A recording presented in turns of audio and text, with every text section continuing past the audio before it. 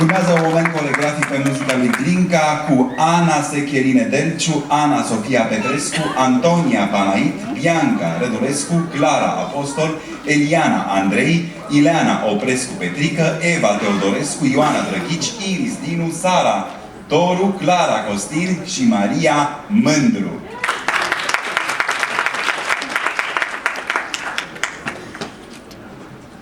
Grup și cu diplomele sus deasupra capului. Doamnelor, domnilor, moment coregrafic din baletul Giselle, muzica Adolf Adam, cu Teodora Florea, Ștefania Diaconescu, Nicoleta Scurt, Maria Carina Istrătescu și Teodora Pop.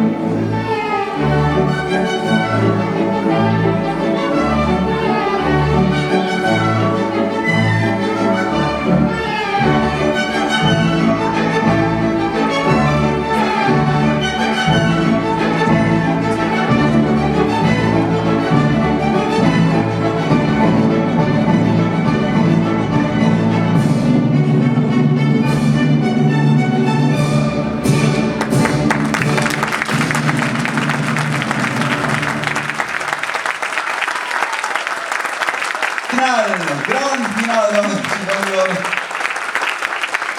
Casa de balet, în momentul coregrafic din Giselle, muzica Adolf Adam.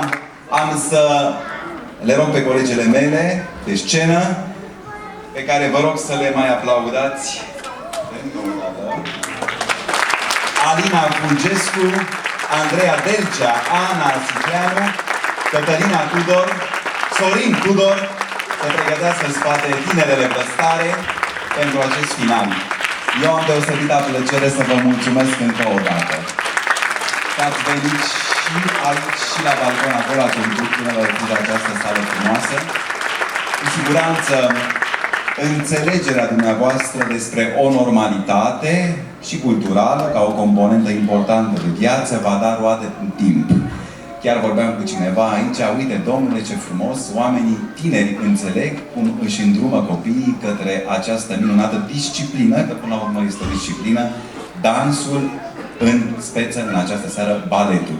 Bineînțeles, nimic nu se obține ușor, știm cu toții, cu sacrificii mari sau mici din partea tuturor părților, dar asta este și frumusețea vieții până la urmă. Pentru că la sfârșit, dacă totul este bine, culegem aplauze.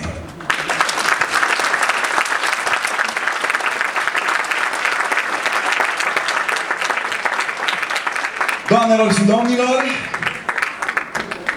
într-un final de stagiune și un început de stagiune estivală, să întâmpinăm cu aplauze absolventele Casei de Balet. Muzica și cortina și aparate de fotografiat. Cele mai frumoase și talentate eleve ale Casei de Balet.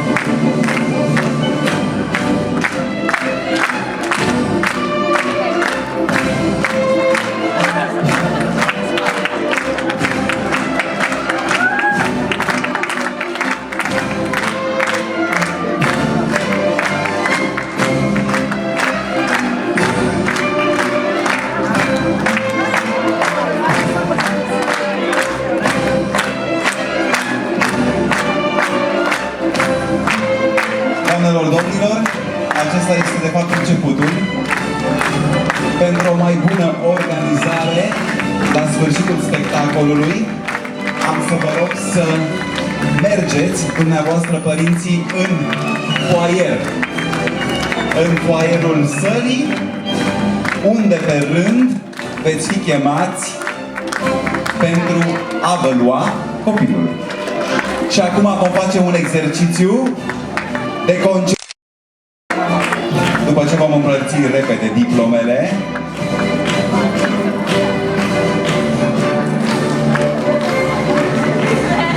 dați-mi voie să vă ajut și eu, dacă se poate. Maria Fetche, unde e? Mâna sus, Maria Fetche. Maria, mâna sus, Maria Fetche. Aici trebuie să fie, uite pe Maria, aici trebuie să fie în grupa aceasta. Maria unde? Unde e Maria? Aha. Ia uite-te la mine. Tu ești Maria? Ia două diplome atunci. Ia să vedem și aici. Privim Eva. Tu ești Eva. Așa. Nu, asta dă pentru Maria.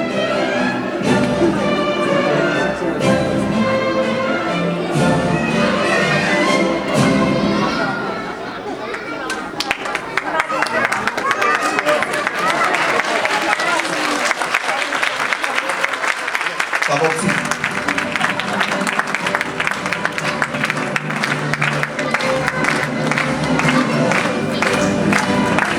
Asta e un exercițiu foarte bun pentru orice părinte. Dacă vreți să vă testați limitele, vă invităm pe scenă să împărțiți 100 de diplome. Bun. Și acum, lăsați diplomele jos și la semnalul meu le ridicăm. La semnalul meu. Atenție!